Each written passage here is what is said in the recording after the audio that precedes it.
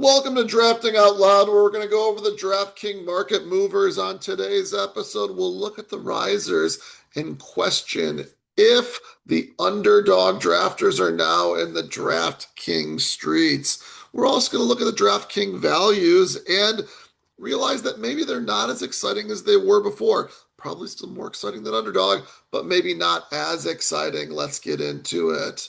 First off, we have our risers. And we have Rashee Rice at the top, just as we'd expect. He is still rising extremely fast on DraftKings, 6.8% in the last 2 days. He's now at pick 20. He is just blown by so many players and easily in the second round, middle of the second round at this point in time, basically. Now we have a bunch of other risers on here that basically used to be values on DraftKings. They've started to fall off the values side on DraftKings, and they're starting to get very close to the value of Underdog, or closer, I should say, at least.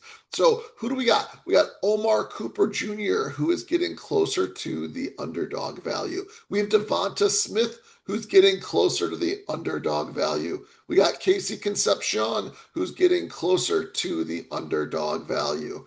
Jordan Tyson, he's still one of our top values, but he's getting closer.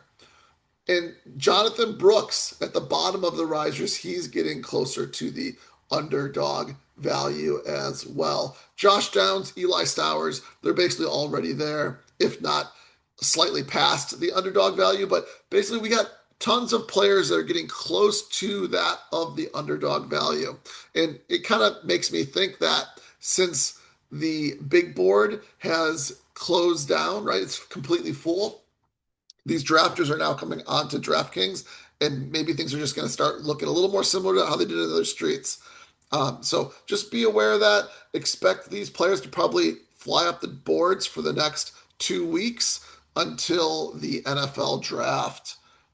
Let's go look at our fallers, and our fallers make a lot of sense that we got here. A lot of them are falling because either they're getting pushed by Rashee Rice, getting pushed down the board by Rashee Rice, or they're just players that have had some negative news. One of the ones on here, kind of surprised to see that only 2.8% for the week and 9.62 for the month is Dalton Kincaid. He's got nothing but kind of some negative news. He's much lower on Underdog, actually. So if things happen as expected, you'd expect him to kind of keep on getting pushed down the board to get closer to what's going on Underdog there. Some players that are a little other players that are surprising on this list are probably Travis Etienne and Baishal Tootin. Probably specifically Tootin. Etienne, right? There's maybe still some small effects from the Rashee Rice thing. Probably not now, but something's going on to make him go down just a little bit. I think he's actually a slightly better value on DraftKings, which doesn't make a lot of sense considering he is a pass catching back. We also have Tootin, who is now who is falling down the boards, and we saw him rising at least on Underdog, if not both platforms recently. But it looks like he's falling here a little bit on DraftKings. We got a 6% fall for the week. Actually, a 6% fall for the week and a just 0.5% fall for the past 2 days, basically giving back some of that gain that he's had over the last month. Again, I'm sorry, I'm looking at the numbers for Travis Etienne there. My bad. 1.5 for the week and 1.59 for 2 days. So basically, it's just been a fall over the last 2 days, essentially, most likely, giving back some of that gain that he's had over the month. Interesting to see that if the underdog drafters are out there. But, that fall, I think, makes him a little bit nicer of a price. Well, obviously, but again, another pass catching back on a PPR website. So we do want to make sense of this in some way, Chris Rodriguez is still getting pushed up the boards. He's not on the risers here, but he was on the risers recently. So in fact, both of them again were on the risers. Really weird what's going on with the Jacksonville running backs. I don't know how both of them could be rising up the boards. that seems a little funny. Maybe it's just that there's one group of people that are really high on Tootin, pushing them up the board, and then there's another group that's really high on Rodriguez, pushing him up the boards, and so you get something really odd going on with the Jacksonville running backs. But yeah, both of them rising up the boards until now we can see Tootin falling a bit, and he becomes more interesting, especially considering if we look at the value plays here, we do have Trevion Henderson a value at 47, right? And then we have Tootin at 57. So if for some reason you do miss out on Henderson, who is a value on DraftKings, or you're not a fan of Henderson, right? There's a lot of risk in the Henderson profile. There's also a lot of risk in the Tootin profile. The risk in the Henderson profile is that he's got to compete against um, another running back who basically kind of took over the starting role last year. Didn't, I guess, just never relinquished it for the most part, except for when he was injured.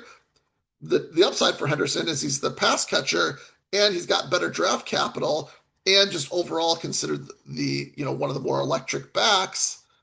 Um, the benefit for Tootin is that while he doesn't have the same draft capital, he is considered an electric back as well, and he doesn't have as much of a threat in the backfield on his team.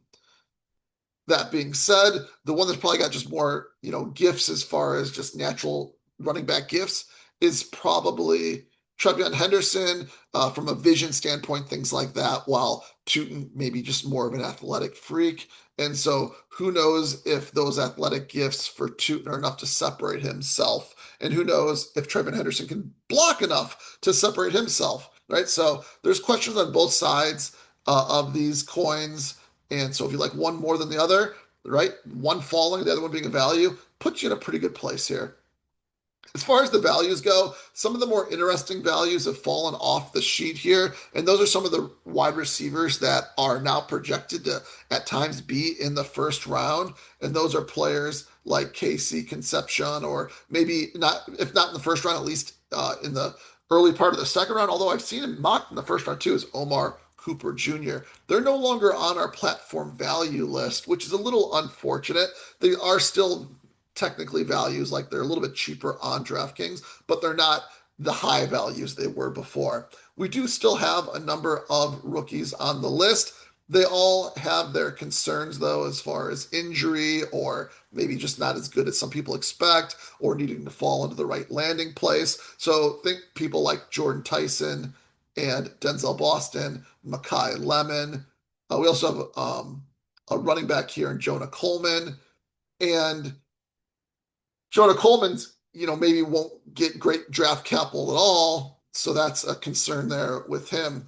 I think with all these wide receivers and their values on DraftKings, I think you just got to, hold your breath, hope that they do something good on your team, and just take advantage of the prices on DraftKings when it comes to some of these rookies. Now, you could get burned on all of them, but traditionally, these first rounders go pretty high in the drafts. You'll probably get a little bit of value on some of these players um, if they hit. Now, of course, right? Roll the dice, see what happens.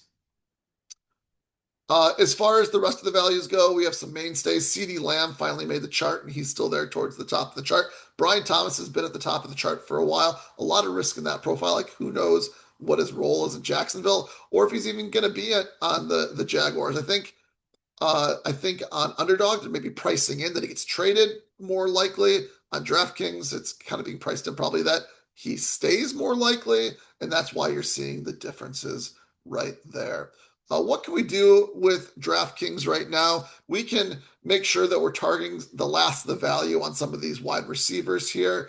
Rashee Rice, Devonta Smith, Casey Concepcion, Jordan Tyson, um, and then realize that that value isn't as good as it was before, leading you to maybe even go further down the board to someone like Denzel Boston, who's not as exciting, but he's still there.